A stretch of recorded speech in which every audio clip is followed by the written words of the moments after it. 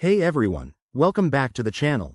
If you're diving into the world of crypto in 2025, you might be wondering how to safely move your Polkadot tokens from Revolut to an Arculus wallet. This is a smart move for better security and control over your assets. In this quick tutorial, I'll guide you through the process step by step, so you can do it confidently and without any hiccups. Let's jump right in. First off, make sure you have everything ready. You'll need a Revolut account with Polkadot in it and the Arculus Wallet app installed on your device. If you don't have Arculus yet, download it from your app store and set it up. It's super straightforward. Step 1. Open your Revolut app and log in. Head over to the crypto section, where you'll see your Polkadot balance. Double check that you have enough to cover any withdrawal fees, which might vary based on 2025 network updates. Step 2. Tap on the withdraw or transfer option for Polkadot. This will prompt you to enter a wallet address.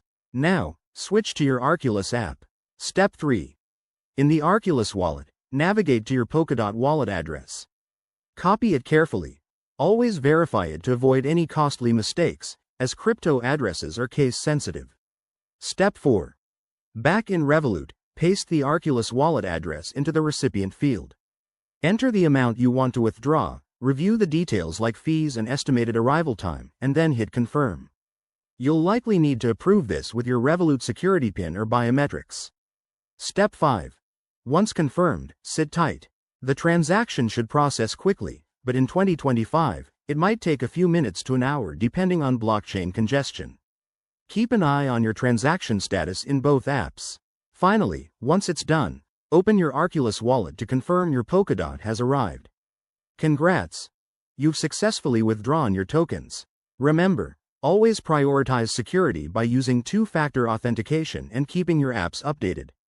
If you found this helpful, smash that like button and subscribe for more crypto tips. Thanks for watching, and I'll see you in the next video.